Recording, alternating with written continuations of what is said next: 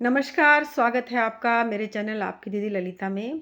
तो आज मैं आपको बताऊंगी कि यदि आपका व्यापार, आपकी दुकान अच्छे से नहीं चल रही है, तो वो किस तरह से चलने लग जाए, आपका व्यापार फिर से दौड़ने लग जाए। तो ये सब बातें आज चर्चा करेंगे हम इस वीडियो में।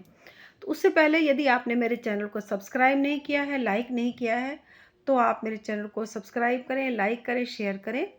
तो आप अब शुरू करती हूँ चर्चा को। तो देखिए, यदि आपका व्यापार और आपकी दुकान पर किसी ने कोई टोना टोटका कर दिया या आपकी दुकान को किसी ने बद्दुआ से आपकी दुकान बंद हो गई या व्यापार मतलब मंदा चलने लग गया, तो उसके लिए आप क्या उपाय करें। देखिए, यदि आपकी दुकान पर किसी ने टोना टोटका किया है, तो मैं आपको ये नहीं कहूँगी कि आप भी वापस टोना टोटका करें या उसका बुरा करें या किसी से झाड़ फूँक कराएं। भगवान से बड़ी शक्ति कोई भी नहीं है। तो आप भगवान की शरण हो जाएं। किस तरह होंगे शरण, वो बताऊंगी मैं आपको इस वीडियो में। आपके घर के आसपास यदि कोई भी शिव मंदिर हो, तो आप घर से नंगे पैर, आप बिना चप्पल पहने, आप सोमवार के दिन या त्रयोदशी के दिन, आप ये दो तिथियां चुन लें।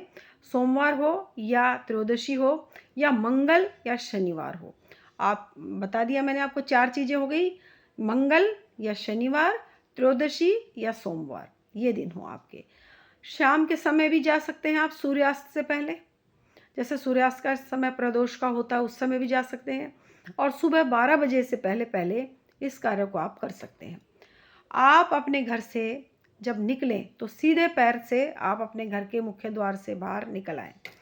सीधा आप जाएं मंदिर में जहां भगवान भोलेनाथ की पिंडी है, शिव पंचायत है। शिव पंचायत हम किसको कहते हैं? जिसमें भगवान भोलेनाथ का की पिंडी होती है, मतलब शिवलिंग होता है, माँ गौरी बैठी होती हैं, भोलेनाथ होते हैं। और ये क्या कहते हैं, भगवान भोलेनाथ, गौरी माता, नंदीश्वर जी, गणेश जी और कार्तिकेय जी, ये बोली जाती है शिव पंचायत। तो आप ऐसे मंदिर में जाएं। उस मंदिर में जाकर आप जब प्रवेश करेंगे तो भी सीधे पैर से ही अंदर प्रवेश करें। जब प्रवेश करें तो आपको, मैं ये नहीं कह रही हूँ कि आप भगवान भोलेनाथ के शिवलिंग का अभिषेक करें। यदि आपके पास सामग्री है भगवान भोलेनाथ के शिवलिंग को अभिषेक करने की, तो आप कर सकते हैं। या फिर आप एक लोटा जल भी आप उन पर चढ़ा सकते हैं, आप अगर आपकी इच्छा है तो। इस उपाय में इस तरह का करने की कोई भी ज़रूरत नहीं है। फिर आप बैठ जाएं, थोड़ी देर बैठें। आप बैठकर आप अपनी बात भगवान भोलेनाथ के सामने कहें कि हे भगवान भोलेनाथ, मेरी दुकान पहले तो बहुत अच्छी चलती थी, लेकिन अब मेरी दुकान पर ग्राहक कम आने लग गए या मेरा व्यापार मंदा चलने लग गया। फिर आप भगवान भोलेनाथ के समक्ष एक माला का जाप करें, थोड़ी देर बैठें, ध्यान हो, अंतर ध्यान करें। अपनी जो आपने बात कही है उस बात को मन ही मन दोहराएं।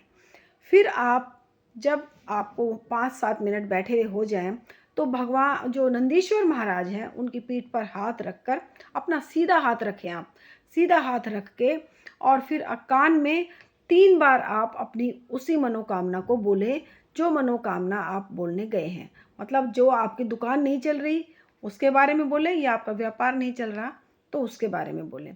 फिर भगवान से, आप नंदी महाराज से अपने मतलब विनती करके आएँ कि हे बाबा, हे नंदीश्वर, आप मेरी ये बात भगवान भोलेनाथ तक अवश्य ही पहुंचाएं और आप मेरी मनोकामना अवश्य ही पूरी कराने का आग्रह करें। फिर आप घर से मतलब मंदिर से आप घर की तरफ आ जाएं।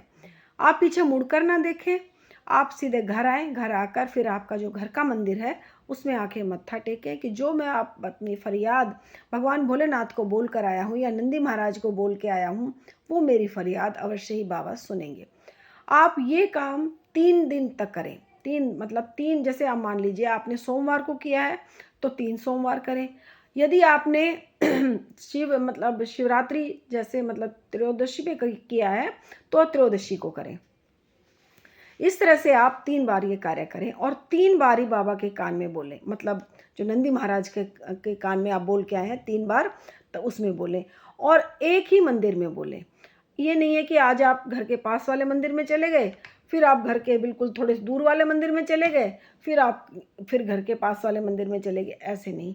या आपने कहीं और चले गए तो वहाँ बोल रहे हैं, नहीं, एक ही मंदिर में जाना है, बोलना है आपको, एक ही बात को बोलना है आपको, और 3 बार बोलना है, और 3 दिन तक, मतलब 3 बार बोलना है कान में, और 3 बार बोलना है, और 3 बार ये आपको उपाय करना है। फिर आपका जो ये उपाय है ये निश्चित तौर पर आपका पूरा हो जाएगा, आपकी मनोकामना अवश्य पूरी होगी। और ये मतलब ये नहीं कह रही मैं कि आप ऐसे दाएं बाएं का, ये बिल्कुल शिव महापुराण से ही लिया हुआ उपाय है ये। तो आप इस उपाय को अवश्य करके देखें, आपका ये उपाय अवश्य ही कारगर होगा, आपकी दुकान भी चलेगी, आपका व्यापार भी चलना शुरू हो जाएगा। फिर आप भगवान का धन्यवाद अवश्य करके आइए, चाहे आप प्रसाद चढ़ा कर आइए, चाहे आप कोई मिठाई चढ़ा कर आइए, क्योंकि यदि हमारा काम पूरा हो जाता है तो उसका धन्यवाद करना हमारा एक कर्तव्य बन जाता है।